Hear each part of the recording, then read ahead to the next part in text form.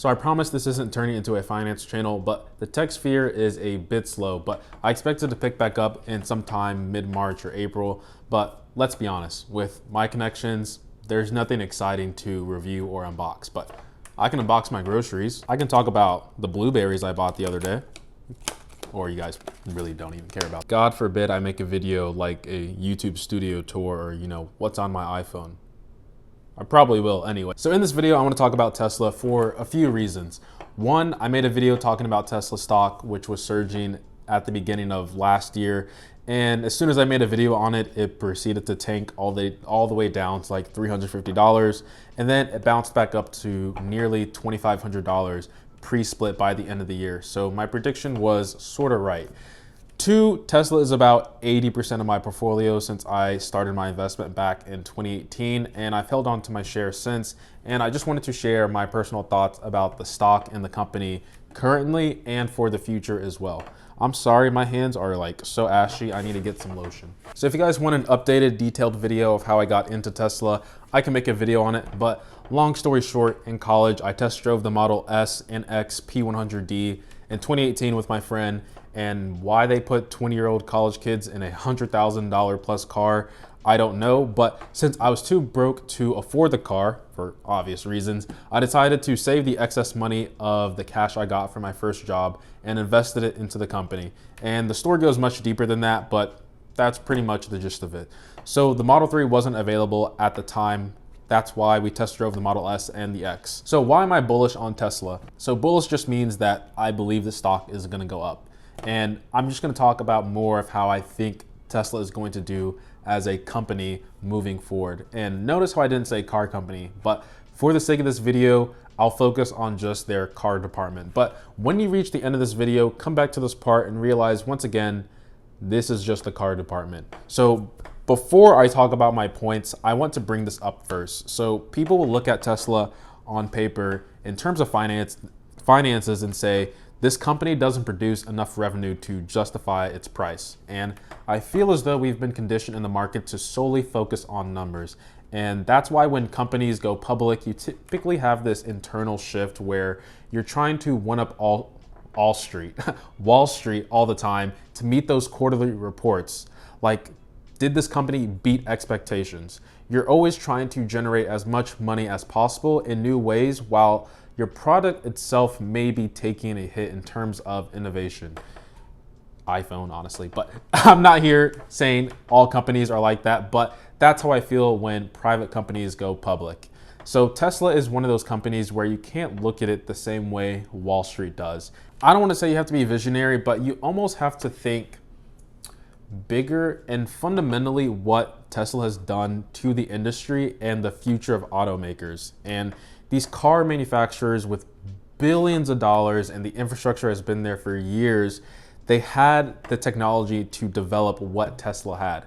And I would even say they would have like a decade to create a car similar to Tesla. And I would just say, never stay complacent because in the end, someone will take the crown from you. And Tesla is disrupting the auto industry and attempting to take the crown for the next upcoming years. And just like I tell my friends, Tesla got up and slapped everyone in the face to wake up. Now to my first real point, vertical integration. I'll say it again, vertical integration. And vertical integration is essentially when a company is building and controlling the process of everything in-house instead of outsourcing parts and logistics. And the more in-house stuff, the better, because generally you don't have to pay the middleman or the outsourcing parts or process, and hopefully your consumer can buy your product at a lower price. Or you can be like Apple and sell your products at a really high margin and people are still willing to pay a high premium for it, but I'm not here to talk about that. Here's a good example. Instead of Tesla paying Nvidia to use their chips for self-driving, Tesla decides to build their own chips.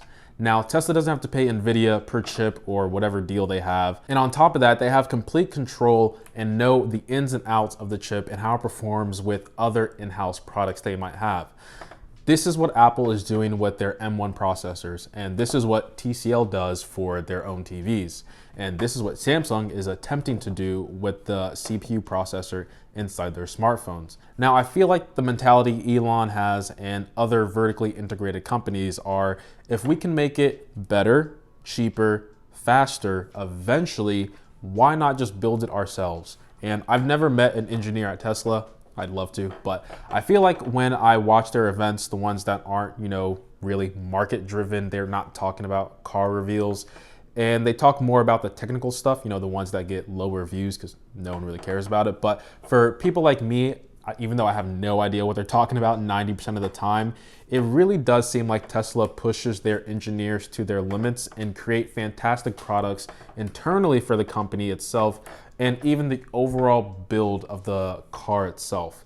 Now, when you have a company that's not only the forefront of creating innovative products to the masses, but constantly improving day in and day out, it's almost impossible for your competition to catch up. And companies that utilize vertical integration, I'm telling you, they're going to be the kings and queens for this next decade. I promise you. Now, my second point is scaling and demand. And I'm confident Tesla has plenty of room to grow. The capacity and volume Tesla is producing is growing at a rapid pace. And Tesla is going to build their 5th factory. I think it's the one in Berlin. Personally, the most important gigafactory to me is the one in Shanghai, China. And the fact Tesla is able to build these factories in less than 1 year and start production in these factories is insane. And as long as the demand is there, each one of these factories could be working at their maximum capacity. And these past years, Tesla has just been ramping up in their production. And this is where I fear for new electric car companies like Lucid and NIO. But I want to wait and test drive those cars before I give my final judgment, but those cars do look promising. And yes, people with billions of dollars can create a car. Like I said, they can create a car conceptually, but making a single conceptual car doesn't seem that difficult or that important, I would say. It's all about mass producing it and people physically driving that car. And Elon and Tesla already went through the growing pains of what it's like to build a car on a massive scale. And I'm no automaker, but I feel like producing anything for the global market 365 days per year is a very challenging task. And I think that's where the automakers have an advantage over Tesla because they've been doing it for quite some time. But once new electric car companies are able to make a solid assembly line and get out of those potential growing pains, that's when scaling will become faster and faster. And in return, will bring in more customers in order to match demand. Because eventually, in 2023, 2024, who is going to wait 2 to 3 months for a car when the competition can deliver it in, 4 weeks or less? But Tesla, as I said before, is scaling at an alarming rate and they have no plans of stopping. Now, another quick point I want to make are dealerships. And I don't know what automakers are going to do with them moving forward, but I suppose keep them around, but it just seems like extra overhead in terms of how they fit into their business model of purchasing a car. The product should just sell itself. I feel like there's no need for a person to try and sell me on a car product. Not saying I hate salesmen or women, but car salespeople, just stop harassing my number and email. Leave me alone. God, I hate car shopping. So the last point I want to make here is Elon himself. And there's a lot of points I can make, but these are the main 3. And the last one I threw in. That was a bit of a tangent, but some people hate Elon, some people love him. I'm a fan of Elon as a leader. His social media is a bit questionable at times, but as a leader of a company in terms of how he pushes the envelope and is always striving to produce something that not only benefits the planet, but also benefits the people living on a planet, there are very few outspoken leaders like Elon. And everyone I've met who hated on Tesla, most of the time they've never driven one. So when I offer them to test drive it, it's like they see the future too. They fall in love with it. There's so much excitement and joy. It's like their perception does a 180. And it puts a smile on my face seeing their smile when they're driving the car. And when a product is able to do that to your anti-consumers, that's when you know you have something valuable. And I'll admit, because I've test driven multiple electric vehicles, once you drive a Tesla and then you drive another electric car, it does pretty much feel the same. But the question I want to ask you is this, and this is a very important question.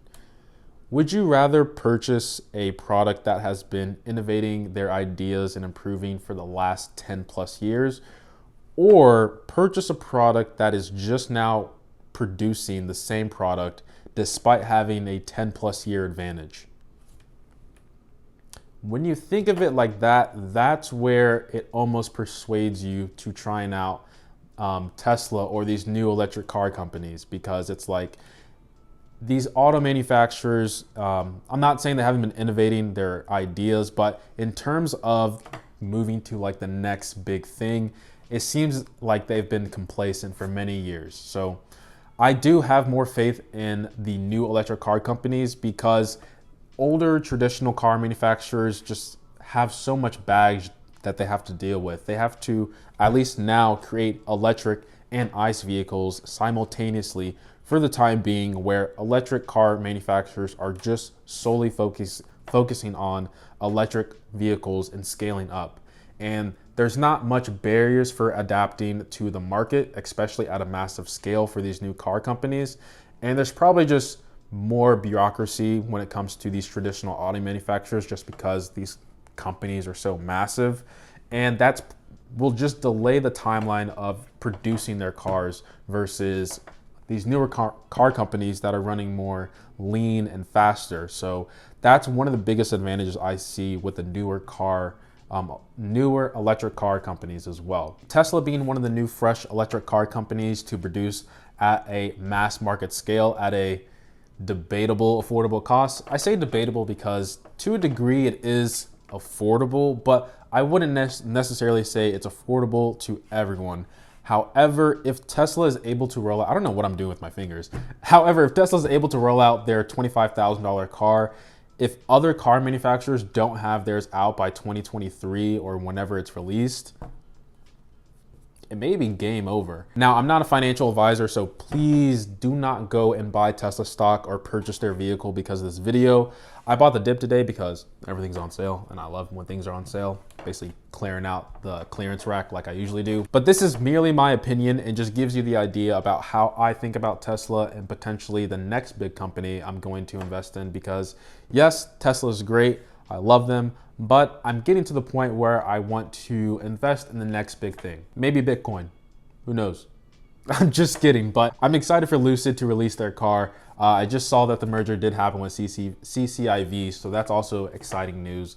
I hope their claims are true, because if they are, I do feel like it gives Tesla another reason to keep innovating. Now, if you like videos like this, please let me know down in the comments below and leave a like on the video. If you ever drove an electric vehicle, let me know your first experience, because mine is still a top 5 moment in my life. Probably because a sales rep put college kids in a P100D and just kept telling me to floor it on the highway. Didn't even ask me about financing or leasing, just wanted to talk to me about the car and just, I guess, saw my excitement in it. Anyway, I appreciate every sub, like, and comment. And as always, guys, much love. I'm not a financial advisor, but Tesla stock's looking pretty good right now.